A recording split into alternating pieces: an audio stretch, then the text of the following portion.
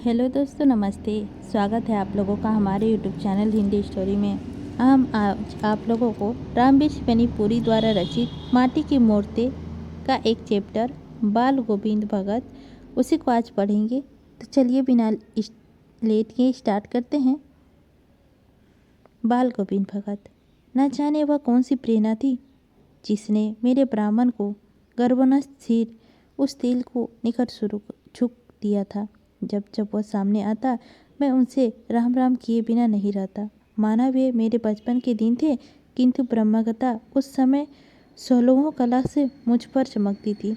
दोनों शाम संध्या की जाती, गायत्री की जाप होती, धूप हवन चलाए जाते, चंदन तिलक किया जाता और सारी चेष्टा का ब्रह्मा को जानकर पक्का ब्राह्मण बनने की कोशिश होती।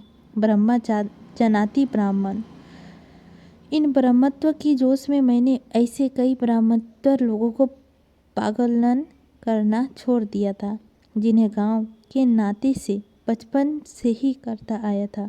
और हमारे समाज में सबसे नीचे स्तर का यह तेली, यह क्यों पर बस मेरे सिर पर झुका डालता। तेलू, जिनका मुंह देखने के बाद यात्रा सुबह नहीं होती। तेलिया मसार, यह घृणास्पद आज शपथ जुड़ा है।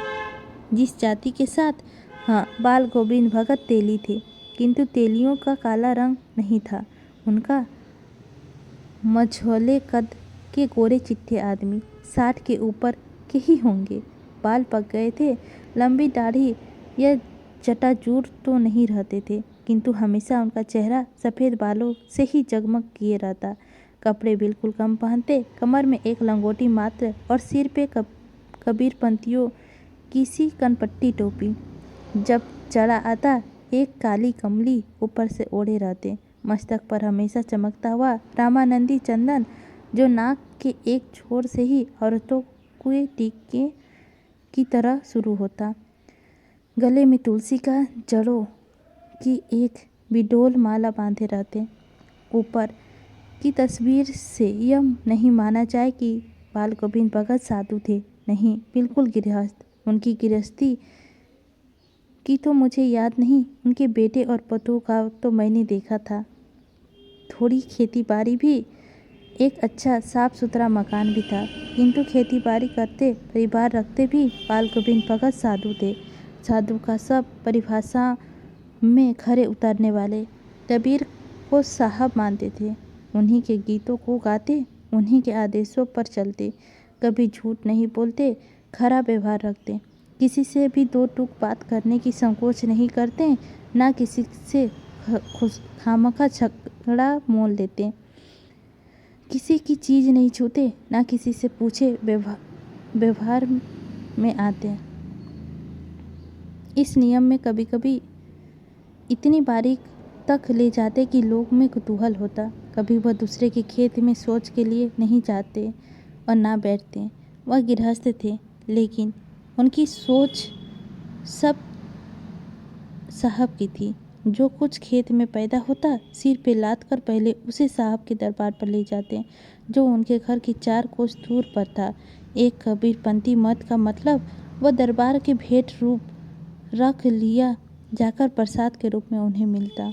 उसे घर लाते और उसी से गुजर चलाते। इन सब से ऊपर उसका मधुर गान, जो सदा सर्वदा हो सुनने पर मिलता। कबीर की वे सीधे साधे पद, जो उनके मधुर कंठ से मिलकर सजीव हो उठते। आषाढ़ की रिमझिम है, समूचा गांव खेतों में उतर पड़ा है।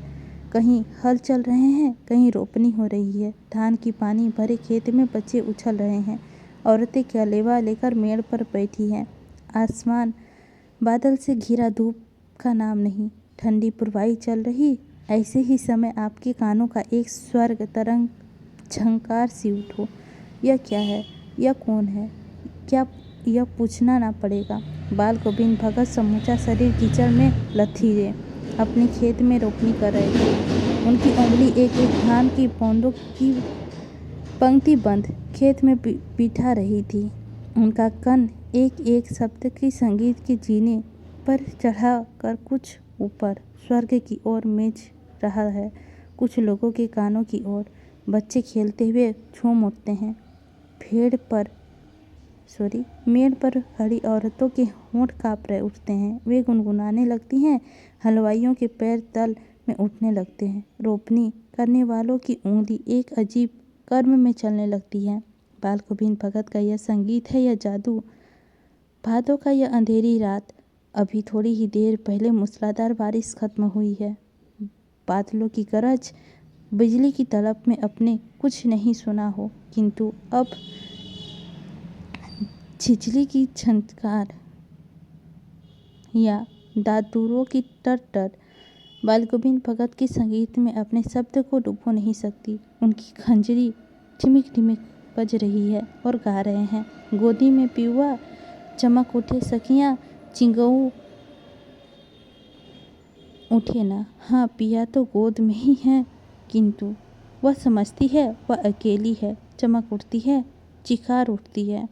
उस भरे बादलों भारी भादों में आधी रात में उनका यह गाना अंधेरे में असमक्त काँप उठने वाली बिजली की तरह किसे न चौंका देता। अरे, जब सारा संसार निस्तब्धता में सोया है, बाल गोविंद भगत का संगीत जगा रहा है। तेरी गठरी को लगा चोर, मुसाफिर जाग जरा। खतीब आया नहीं कि बाल गोविंद भगत की प्रभातियाँ शुरू हुई, जो फागुन तक चला करती। इन दिनों वे सवेरे हो उठते, न जाने किस वक्त जगकर वह नदी स्नान को जाते, वहाँ से नहा धोकर लौटते, पर गांव के बाहर पोखरे में ऊंचे पिंडों पर अपनी खंजरी लेकर जा बैठते और अपने गाने धेरने लगते। यूं तो मैं शुरू से ही देर तक सोने वाला हूँ, किंतु एक दिन माघ की उस दंता की कीट वाली भोर में भी उनका संगीत मुझे पोखरे तक ले गया। अभी आसमान के तारे के दीप बुझ नहीं गए थे। हाँ, पूरब में लोही लग गई थी, जिनकी लालिमा का शुक्र तारा और भी बढ़ा रहा था। खेत, बगीचे, घर सब पर कुहासा छा रहा था। सारा वातावरण अजीब रहस्य और अमोघ मालूम पड़ता था। उस रहस्यमय वातावरण का एक पुष्प की चटाई पर पूरब मुँह काली कमली ओढ़े बाल गोविंद भगत अपनी खंजरी लिए बैठे थे। उनके मुंह का शब्दों का तांता लगा था। उनकी उंगलियों खंजरी पर लगातार चल रही थी। गाते गाते इतने मस्त हो जाते, इतने सुरूर में आ जाते, उत्तेजित हो उठते कि मालूम होता है अब खड़े हो जाएंगे। कमली तो बार बार सिर से ऊपर सड़क जाती। मैं जाड़े से कपकपा रहा था, किंतु तार के छांव में भी उनके मस्तक की स्वर्ण बिंदु जब तब चमक ही पड़ते। गर्मियों में उनकी संभा कितने ही उर्समरी शाम को ना शीतल करती। अपने घर के आंगन में आसान जमा बैठते। गांव में उनके कुछ प्रेमी भी एकजुट हो जाते। खजरियों और कत्वालों की भरमार हो जाती। एक पद बाल गोविंद भगत कह जाते, उनको प्रेमी मंडली उसे दोहराती तिहराती। धीरे धीरे स्वर ऊंचा होने लगता। एक निश्चित गति से उस तल स्वर्ग में चढ़ाव के साथ श्रोताओं के मन भी ऊपर उठने लगते। धीरे धीरे मन पर हावी हो जाता। होते होते एक क्षण ऐसा आता कि बीच में खजरी लिए बाल गोविंद भगत नाच रहे हैं और उसके साथ ही सबके तन और मन नृत्यशील होते हैं। सारा आंगन नृत्य और संगीत से ओतप्रोत है। बाल गोविंद भगत की संगीत साधना का चरम उत्कर्ष उस दिन देखा गया जिस दिन उसका बेटा मरा। एकलौता बेटा था, कुछ सुस्त और गोदा सा था, किंतु इसी कारण बाल गोविंद भगत और भो उसे मनाते। उसकी समझ में ऐसे आदमियों पर ही ज़्यादा नज़र रखना चाहिए या प्यार करना चाहिए, क्योंकि ये निगरानी और मोहब्बत के ज़्यादा हकदार होते हैं। बड़ी साध से उनकी शादी कराई थी। पतो बड़ी ही सुगम और सुशील मिली थी। घर की पूरी परबंदिया बनकर भगत को बहुत कुछ दुनियादारी से निश्चित कर दिया था उसने। उसका बेटा बीमार है, इसकी खबर रखने को किसी फुर्सत, किंतु मौत तो अपनी ओर उस सबका ध्यान खींच ही लेता है। हमने सुना बाल गोविंद भगत का बेटा मर गया। कौतूहलवश उनके घर गया, देखकर दंग रह गया। बेटे को आंगन की एक चटाई पर लेटाकर एक सफ़ेद कपड़े से ढक रखा है और कुछ फूल तो हमेशा ही रोपे रहते। उन फूलों से ही कुछ तोड़कर उस पर बिखरा दिए हैं। फूल तो तुलसी दल भी सहारने का एक चिराग जला रखा है और उसके सामने जमीन पर ही आसन जमाए गीत गा रहे हैं। वही पुराना स्वर्ग, वही पुरानी तल्लीनता। घर में पतू रो रही है जिसे गांव की स्त्रियां चुप करने की कोशिश कर रही है, किंतु बाल गोविंद भगत गाए जा रहे हैं। हाँ, गाते गाते कभी कभी पतों के नज़दीक भी जाते और उसे रोने के बदले उत्सव बनाने को कहते। आत्मा परमात्मा के पास जा मिली है गई, बिरहनी अपने प्रेमी से जा मिली। भला उसे से बढ़ के आनंद और कौन सी बात। मैं कभी कभी सोचता यह पागल तो नहीं हो गए, किंतु नहीं, वह जो कुछ कर रहे थे उसमें उसका विश्वास बोल रहा था। वह परम विश्वास जो हमेशा ही मृत्यु पर विजय होता है। बेटे के क्रियाक्रम पर तूल नहीं किया, पतों से ही आग दिलाई उसकी। किंतु जयो ही श्राद्ध की अवधि पूरी हो गई, पतों के भाई को बुलाकर उसके साथ कर दिया, यह आदेश देते हुए कि इसकी दूसरी शादी कर देना। उनकी जाति में पुनर्विवाह कोई नई बात नहीं, किंतु पतों का आग्रह था कि वह यहीं रहकर भगत जी की सेवा बदगी में अपनी वैदित्व के दिन गुजार लेगी। लेकिन भगत जी का कहना था, नहीं, अभी जवान है, अपनी इंद्रियों को बस रोक रखने की उम्र नहीं है इसकी। मन मतंग है, कहीं उसकी गलती से ऊंच नीच के पैर रख दिए तो। नहीं, तू जा। इधर पतो रो रो कर कहती, मैं चली जाऊंगी तो आपके बुढ़ापे में आपके लिए भोजन कौन बनाएगा? कहीं बीमार पड़े तो कौन एक चुल्लू भर पानी भी देगा? मैं पैर पड़ती हूँ, मुझे अपने चरणों से अलग नहीं कीजिए।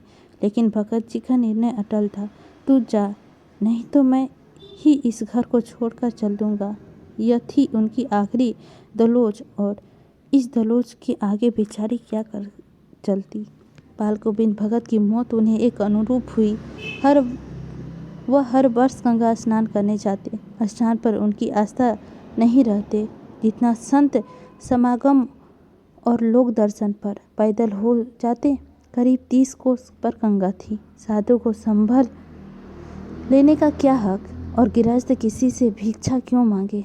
अतः घर में खाकर चलते तो फिर घर पर ही लौट कर खाते।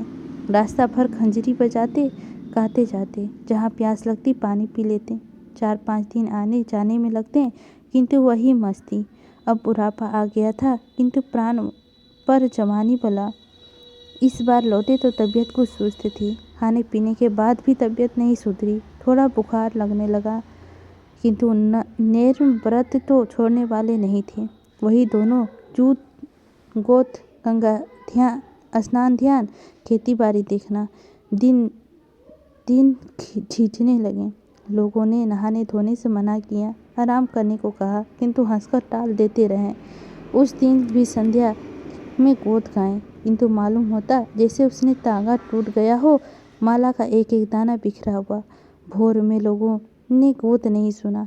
जाकर देखा तो बाल गोविंद भगत नहीं रहे, सिर्फ उनका पंजर पड़ा है।